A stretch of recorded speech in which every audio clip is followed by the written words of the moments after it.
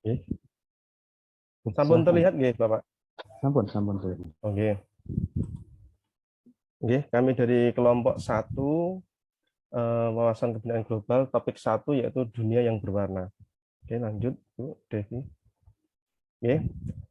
Anggota kelompok kami, saya sendiri Ardiandita Dwi Kurniawan, kemudian Bu Asti Ambarsari, Bu Ambarwati Trisna P, Bu Bebi Tiaswati, Bu Daniar Setiati Sadono, dan Bu Devi Novita. Ini untuk topik 1 kebinaan global untuk capaian pembelajaran. Yang pertama, mampu memahami pentingnya toleransi global. Yang kedua, memahami toleransi dan kolaborasi dengan orang yang berbeda menjadi keterampilan yang harus dimiliki di abad 21. Kemudian yang ketiga, mampu melakukan hal-hal yang baik dari berbagai setiap negeri. Dan yang keempat, mampu memahami akibat dari intoleransi.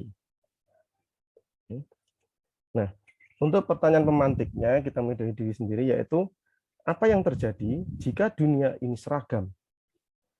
Dalam hal warna kulitnya, bahasanya, budayanya, semuanya itu sama. Kemudian yang kedua, apakah Bapak Ibu pernah terpikir untuk dilahirkan kembali dari bangsa lain? Jika iya, ingin dilahirkan sebagai bangsa apa dan warga negara apa? Dan yang ketiga, apakah dunia saat ini aman-aman saja? Lanjut. Nah, untuk aktivitasnya, di sini kami menampilkan game online ya. Di sini karena masih ada beberapa pemimpin negara dan kelompok yang anti pendatang, mereka itu menginginkan negaranya dihuni oleh ras atau suku bangsa asli saja. Dan itu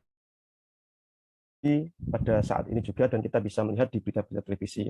Nah, di game ini kita ditugaskan untuk mengidentifikasi sosok-sosok berikut berasal dari manakah negaranya, dan di bawah, paling bawah kiri itu ada gambar foto, kemudian ada ciri-cirinya, warna kulit, kemudian bentuk matanya, rambutnya, kemudian cara berpakaiannya, dan itu dicocokkan dengan negara yang ada di sebelahnya itu, peta dunia itu, foto itu masuk di negara mana. Nah, itu untuk pertamanya. Nanti bisa diakses pada alamat link yang tertera di situ. Lanjut, Bu. Untuk konsep 1, yaitu satu kesatuan yang berbeda. Lanjut. Nah, sebelumnya Bu, sebelumnya dulu Bu. Nah, di sini ada beberapa macam pakaian adat yang ada di Nusantara kita ini. Nah, di sini gambar ini ingin memancing dari Bapak Ibu, apa yang ada dalam gambar ini? Kira-kira apa yang akan dibahas dalam gambar ini? Kenapa menampilkan berbagai macam pakaian adat? Kemudian ada yang rambutnya ikal, ada yang lurus, kemudian warna kulitnya, kemudian bentuk matanya di situ. Langsung slide kedua, selanjutnya Bu. Nah, apa itu Indonesia dan mengapa kita merasa sebagai orang Indonesia? Dua pertanyaan tadi itu selalu relevan diperbincangkan. Nah, jawaban dua pertanyaan itu terus berkembang sesuai perkembangan zaman.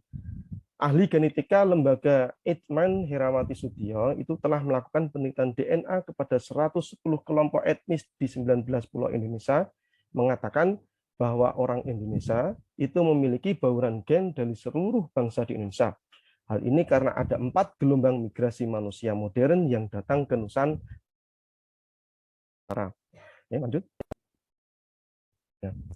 Penelitian tadi itu menggunakan DNA mitokondria yang diturunkan melalui jalur maternal atau ibu, lalu kromosom Y yang hanya diturunkan dari sisi paternal atau ayah, sedangkan DNA autosom yang diturunkan dari kedua orang tua.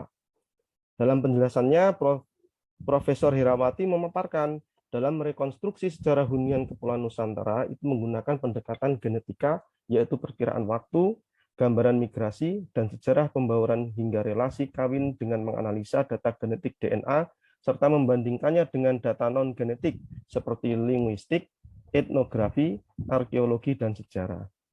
Lanjut. Kemudian pada aktivitas ini ada pertanyaan, pernahkah kita merasakan ditolak atau diusir dari suatu daerah atau negara hanya karena warna kulit kita berbeda, atau mungkin kita diusir dari suatu daerah atau negara hanya karena minoritas dan mayoritas di negara tersebut, atau mungkin kita mengalami pengusiran hanya karena kita bukan warga negara tersebut. Ini pertanyaan untuk memancing kita. Oke, untuk yang konsep kedua, yaitu ragam manusia, ragam bangsa, dan ragam bahasa. Nah, sekitar 7,7 miliar kurang lebih jumlah beraneka ragam manusia itu menghuni di dunia yang indah ini. Berdasarkan estimasi yang diterbitkan oleh Biro Sensus Amerika, sependuduk dunia itu mencapai 7,7 miliar jiwa pada Februari tahun 2021. Nah, dari sependuduk tadi, ternyata ada kurang lebih 6.500 bahasa etnik dan nasional yang digunakan untuk bercakap-cakap penduduk dunia. Jadi setiap penduduk wilayahnya itu menggunakan bahasa etnik dan nasional yang berbeda-beda. Nah, kita kembali ke Indonesia. Di Indonesia sendiri saja itu memiliki 718 bahasa daerah. Nah, sebagai contohnya adalah ucapan terima kasih. Ini hanya satu contoh saja dari ucapan terima kasih dari beberapa daerah. Silahkan lanjut, Bu. Nah, di sini ada peta, ini di daerah Sumatera saja. Untuk ucapan terima kasih saja untuk dari bahasa Minang itu tarimo kasih. Bahasa Nias Sawugele, bahasa Batak Mauliate, dan lain-lain. Ini hanya baru di Sumatera. Kemudian lanjut lagi. Untuk Pulau Jawa, Bali, dan Madura, nah, di sini bahasa Sunda itu hatur nuhun, sedangkan bahasa Jawanya adalah matur nuwun. Ini di Pulau Jawa. Lanjut. Untuk di Kalimantan dan Sulawesi juga berbeda. Untuk di Banjar itu terima kasihnya adalah tarima kasih, sedangkan di bahasa Kutai itu makasih. Itu. Lanjut. Lanjut lagi. Nah, ternyata dari hanya satu bahasa saja terima kasih itu di Indonesia saja itu memiliki perbedaan yang sangat beragam sekali nih Bapak Ibu ya. Jadi sangat seru sekali ragam bahasa, kekayaan dari bahasa Indonesia itu. Nah, bagaimana di daerah kita sendiri itu kita sendiri yang tahu, nanti Bapak Ibu mencari di daerahnya masing-masing. Lanjut. Nah, untuk yang konsep ketiga adalah keragaman tingkatkan kecerdasan. Untuk yang 3A, yaitu keragaman pemikiran, pandangan, dan pergaulan, itu akan memperkaya cara kita dalam berpikir dan bijak dalam bertindak. Jadi ketika kita semakin bergaul dengan teman-teman atau saudara-saudara atau siapapun di luar dari wilayah kita, maka itu akan memperkaya cara kita berpikir dan cara kita dalam bertindak. Kemudian yang 3B, orang yang memahami keragaman budaya akan lebih menghargai dan berempati terhadap budaya lainnya. Di sini ketika kita sudah bergaul dengan daerah lain, orang daerah lain maupun wilayah lain, maka sedikit demi sedikit kita akan mulai menghargai budaya mereka. Kita akan mulai bisa menerima budaya mereka tanpa meninggalkan budaya kita sendiri. Lanjut. Yang untuk 3C, orang yang hidup seragam dan pengalaman terbatas cenderung memiliki pikiran dan pandangan berbeda dengan yang 3A dan 3B tadi. Nah, kalau yang di 3C ini, orang yang hidupnya seragam dan pengalaman terbatas, jadi hanya pergaulannya hanya sempit, ataupun pergaulannya hanya terbatas, pengalamannya hanya sedikit, itu akan memiliki pemikiran dan pandangan yang terbatas pula. Karena di dunia ini, di luar sana itu banyak sekali pengalaman-pengalaman yang bisa kita dapatkan dari orang-orang sekitar. Nah, di sini ada materi cuplikan video di mana ini bisa menguatkan dari 3 tadi. 3A, 3B, dan 3C. Lanjut. Nah, untuk konsep 3, keberagaman tingkat kecerdasan, keberagaman menjadi salah satu identitas suatu bangsa yang membedakannya dari bangsa lain. Keberagaman menjadikan interaksi di dalam masyarakat berjalan dinamis. Keberagaman menjadikan hidup sebuah bangsa jauh lebih berwarna apabila dihargai dengan toleransi, dibarengi dengan toleransi. Oke, lanjut. Untuk konsep yang keempat yaitu tantangan toleransi di dunia global. Nah, apakah semua setuju bahwa kita beragam? Apakah semua sepakat kita hidup saling?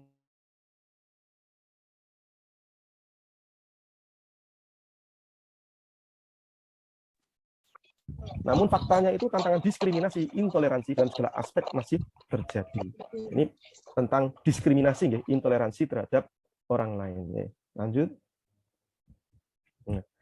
Ini kami mengambil dari data fakta yang ada di berita. Menurut laporan Human Rights Watch di Cina, suku Uighur itu dipantau secara sangat ketat.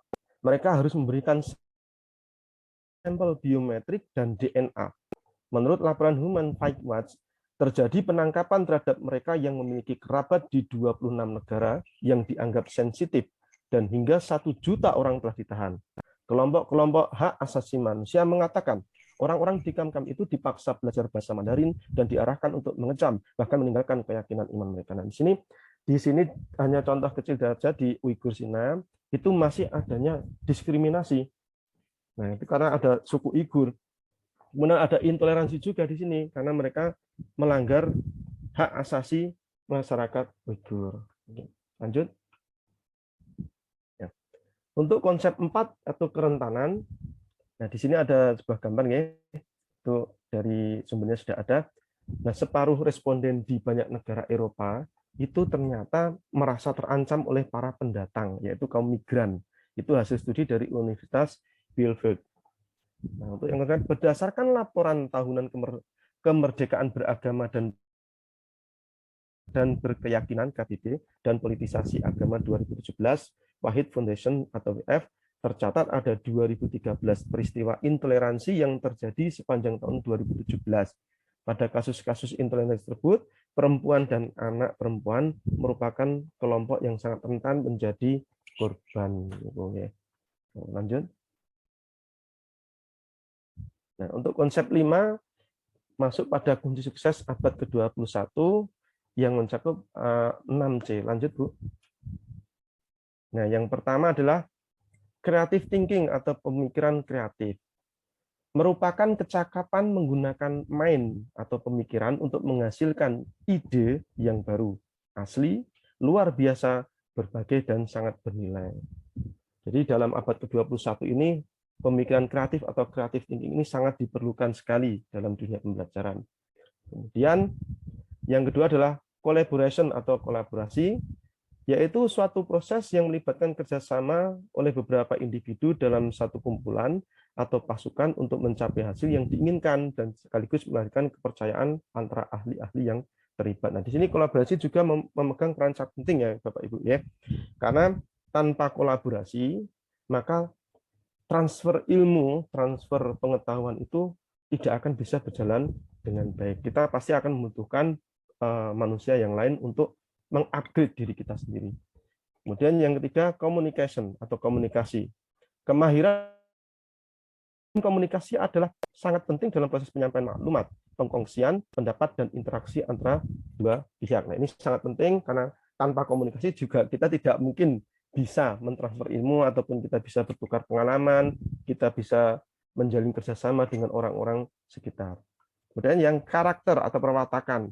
Watak adalah satu corak tingkah laku, pikiran, dan perasaan berdasarkan prinsip-prinsip kekuatan moral dan integriti. Yang selanjutnya adalah warganegaraan, citizen.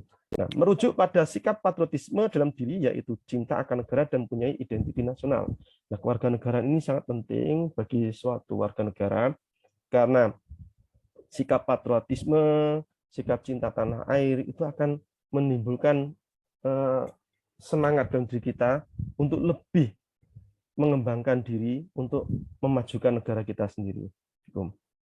Kemudian yang terakhir adalah kreativitas, itu merujuk pada sikap patriotisme dari keluarga yang tadi dalam diri, yaitu cinta akan negara dan punya identitas negara. Ini sama. Jadi kreativitasnya ini sama untuk memajukan